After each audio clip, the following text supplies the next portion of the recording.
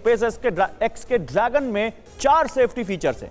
खतरों से बचाएगा स्पेस एक्स का ड्रैगन, यानी ड्रैगन में सेफ्टी फीचर्स भी पूरे दिए गए हैं ताकि कोई बुरा हादसा ना हो। बोइंग का स्पेसक्राफ्ट फेल हो चुका था, इसलिए अब स्पेस एक्स ड्रैगन और ज्यादा फूक फूक के कदम रखता हुआ बोइंग से ज्यादा सुरक्षित माना जा रहा है स्पेस एक्स का ड्रैगन। बोइंग और स्पेस एक्स की राइवलरी वो अलग बात है, वो पॉलिटिक्स में भी जाता है अमेरिका के, लेकिन अब जल्दी से ही देखिए कि ड्रैगन को सुरक्षित बनाने वाले इन 4 फीचर्स में की खासियत क्या है, कौन से फीचर्स हैं। पहला है लॉन्च अबॉर्ट सिस्टम, क्रू को रॉकेट से अलग करता है, गड़बड़ी होने पर काम आता है। फिर दूसरा है थर्मल प्रोटेक्शन सिस्टम, गर्मी से बचाने में मददगार है, री एंट्री के समय काम आएगा, हीट शील्ड पर लगा होता है। तीसरा है ऑटोनोमस ऑपरेशन, खुद ऑपरेट करने में सक्षम है, कैमरे जीपीएस रडार से लैस है। चौथा है सूट सीट सिस्टम, आग से बचने के खिलाफ यह बेहद कारगर है। और जरा इस पर अब जो हम बात कर रहे हैं चैलेंजेस के बारे में, मनीष क्या आप मुझे ज्वाइन करेंगे? थ्रस्टर जो यहाँ पे बात कर रहे हैं, इस पे आप थ्रस्टर जो अभी हम बात कर रहे हैं, सबसे इंपॉर्टेंट क्या थ्रस्टर्स ही हैं या कुछ और है? देखिए अभी दिनेश जी समझा के गए थे कि यहाँ थ्रस्टर्स लगे होते हैं, ये 12 ड्रैको थ्रस्टर्स है। ये यहाँ पर क्रू बैठा हुआ है इस जगह पे। ये जो दरवाजा हम देख रहे हैं, ये सेटअप है जहाँ पे 4 क्रू मेंबर बैठे हुए हैं। ठीक है, ये जो पार्ट है ये डिस्कार्ड हो जाएगा, ये हटा दिया जाएगा, ये यहाँ से अलग हो जाएगा, ये नीचे वाला पार्ट अलग हो जाएगा। ठीक है, यहाँ पर हीट शील्ड है। अब आप इसको समझिए कि ये पार्ट जो है री एंट्री पे ये पार्ट सामने होना चाहिए। सामने होने का मतलब इसी एंगल में ये ऐसे, हाँ ऐसे ही आना चाहिए। लेकिन अगर ये ऐसे ही नीचे आया, हाँ, तो जो अंदर एस्ट्रोनॉट्स बैठे हैं उनके लिए वो जानलेवा हो जाएगा। अगर ऐसे वर्टिकली डाउन आया तो ओके। तो स्पेसएक्स क्या करता है, ड्रैगन मॉड्यूल क्या करता है, ये एक एंगल पे यू एंटर करता है। मतलब ये एनिमेशन यहाँ पे एक चला हुआ था ना, एक एंगल पे यू एंटर करता है। वो एनिमेशन यहाँ पर डाल दीजिएगा, जो एनिमेशन अभी आ रहे थे पीछे इस वॉल पे दीजिएगा। लेकिन अगर ये है तो ये ऐसे आएगा, ऐसे ऐसे ऐसे, ये और टिल्ट होगा। ये अगर ये पार्ट मैं इसको मानूं, हाँ, तो ये ऐसे एंटर करेगा। इसका जो एंगल ऑफ अटैक कहते हैं कि ये किस डायरेक्शन में जा रहा है और हवा का डायरेक्शन क्या है, हाँ, वो 6.2 या 6.9 डिग्री में मेंटेन किया जाता है। ठीक है, मेंटेन कौन करेगा? थ्रस्टर्स मेंटेन करेंगे। तो आपने यहाँ पे देखा कि आपने एक अपडेट दी, थ्रस्टर्स को कंट्रोल कौन कर रहा होता है? ये अभी सब ऑटोमेटिक होता है। अच्छा, सब कुछ, मतलब ये पूरा सिस्टम ऐसा है जहां पर कोई कुछ नहीं करेगा। हम देख रहे होते हैं नीचे, फिल्मों में भी देखा है हमने, अपने इसरो की उसमें देखा है कि बहुत सारे लोग बैठे कंप्यूटर पे कुछ कर रहे होते हैं। वो क्या कर रहे होते हैं? वो मॉनिटर कर रहे होते हैं कि कोई अनटुवर्ड अगर कुछ होने लगे, कुछ ऑफ नॉमिनल सिचुएशन हो जाए, तो अगर मैनुअल कंट्रोल पे पास करना है, देन वो उनका रोल प्ले आता है। और जो अंदर यात्री बैठे हैं वो क्या करेंगे? उन्हीं को बताया जाएगा, वो मैनुअली फिर कंट्रोल करेंगे। लेकिन वो जो पॉइंट होता है, देखिए आप इसको समझिए कि ये सब हो रहा है जब री एंट्री हुई, उस वक्त इसकी स्पीड होगी वही जो 28,000 किलोमीटर प्रति घंटा की स्पीड से आ रहा होगा। इसका डी ऑर्बिट बर्न किया जाएगा, इसको अलाइन करेंगे, ये पार्ट अंदर आ रहा है। वहां पर फ्रिक्शन जो है, हवा का फ्रिक्शन जो है, वो जो कंप्रेशन हो रहा है क्योंकि हाई स्पीड से आ रहा है, वो यहाँ पे टेम्परेचर बहुत बढ़ा देगा। लेकिन फिर मनीष जी 28,000 किलोमीटर प्रति घंटे की स्पीड, कुल दूरी 400 किलोमीटर, तो 1 घंटा भी नहीं लगना चाहिए, ये 18-19 घंटे क्यों लग रहे हैं? ये क्या ना, अपन यहाँ पे जो अर्थ का एटमॉस्फेयर है, वो अपना किस्मत की बात है कि हमारे पास एक एटमॉस्फेयर है। हाँ।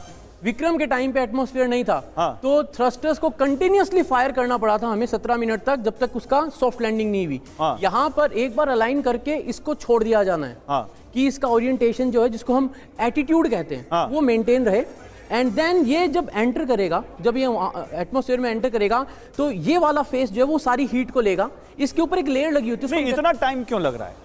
इतना 18-19 घंटे का टाइम क्यों लगेगा? क्योंकि इसको जहां लैंड करना है, हाँ, जहां इसको उतरना है, वो जो लोकेशन है, इसको उस लोकेशन के साथ अलाइन होना। आप इसको समझिए, अभी स्पेस, ये जो क्रू मॉड्यूल है धरती के चारों तरफ घूम रहा है, 90 मिनट में एक चक्कर काट रहा है। हाँ, धरती भी तो उसके नीचे घूम रही है क्योंकि धरती खुद घूम रही है। तो वो अलाइनमेंट पूरा फिक्स करने में और वो जगह मिस ना हो जाए, इसलिए इतना टाइम लगेगा। क्योंकि अगर गलती हुई, हाँ, तो फिर इसको वापस ऑर्बिट में जाना होगा, फिर जाना पड़ेगा ऑर्बिट में। फिर इसके वो थ्रस्टर्स जो है ना बड़े वाले। आइए जरा वहां चलते हैं। डॉक्टर त्यागी क्या कह रहे हैं कि अगर गलती हुई तो फिर से स्पेस में जाना पड़ेगा? बिल्कुल बिल्कुल, फिर वो सारा प्रोसेस रिपीट होगा। ओहो, और अगर 1 सेकंड दोबारा से, मतलब कुछ मिनट, ये तो बहुत ही ज्यादा चौंकाने वाला है। इसीलिए जो एक्यूरेसी है और सारा सिस्टम ऑटोमेटेड है, जो सेकंड्स के लिए भी उसमें जो एरर का गुंजाइश नहीं है। अगर मैनुअल उसमें इंटरवेंशन होगा तो हो सकता है ह्यूमन एरर का चांस हो जाए। इसीलिए उसको फुली ऑटोमेटिक ये मतलब सिस्टम रहेगा जब तक कि ये एटमॉस्फेयर की रेंज में नहीं आ जाता। नहीं तो इसमें सब कुछ ऑटोमेटिक पहले से कोडिंग फीड है, प्रोग्रामिंग फीड है, कमांड्स मिल चुकी हैं उसको क्या क्या करना है। कहीं भी 1% भी 0.1% की भी गलती की गुंजाइश नहीं है। हाँ, जब तक ऑटोमेशन में है। हाँ, अगर ऑटोमेशन में कुछ गड़बड़ आती है तो फिर मैनुअल पर आएंगे। आपने अभी अपडेट दी थी ना कि थ्रस्टर्स चेक करें। हाँ। तो थ्रस्टर है, नेविगेशन सिस्टम है, उसको इसीलिए चेक करा जा रहा है कि हम तैयार तो है ना। ओके, बोइंग स्टारलाइनर में क्या प्रॉब्लम आई थी? थ्रस्टर्स खराब हो गए थे। तो इन्हें चेक कर लिया कि थ्रस्टर्स परफेक्टली फाइन है, उनको हाँ, टेस्ट कर दिनेश जी लिया। भी कुछ ऐड ऑन करना चाह रहे हैं। मैं बोइंग स्टारलाइनर के बारे में जरूर कहना जी, बोलिए। चाहूंगा। हम सबको लग रहा है कि कितना बेकार यान था, उसके 5 हीलियम लीक्स थे, बिल्कुल 28 में से 5 मैन्यूवरिंग थ्रस्टर्स नहीं काम कर रहे थे, उसका मेन प्रोपल्शन फ्यूल जी। टैंक का जो वॉल्व था वो भी नहीं काम कर रहा जी, था। जी, जी। मतलब मल्टीपल फेलियर्स, फिर भी वो सुरक्षित वापस आया। इसका मतलब फॉल्ट टॉलरेंस उसकी कितनी हाई है उसको नहीं, हम, लेकिन वो आया तो उसमें लोग क्यों नहीं आए?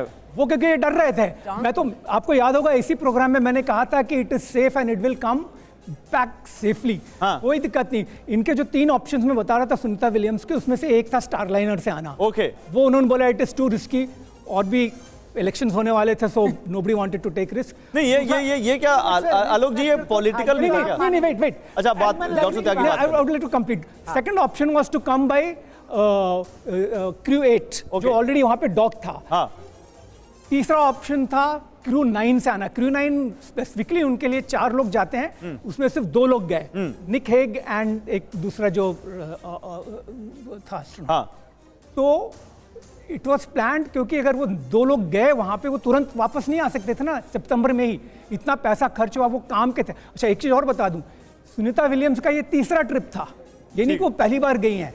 इंक्लूडिंग विलमोर का ये पहला ट्रिप नहीं था।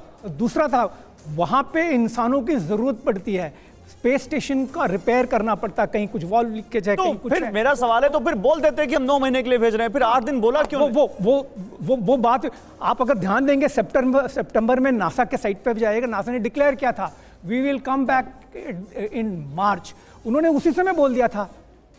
तो कहाँ है? लेकिन वो टीवी में सेंसेशनल सब जगह था कि नहीं, हम तो वही मानेंगे जो ऑफिशियल आ रहा है। ऑफिशियल वही था कि 8 दिन की बात कर रहे हैं।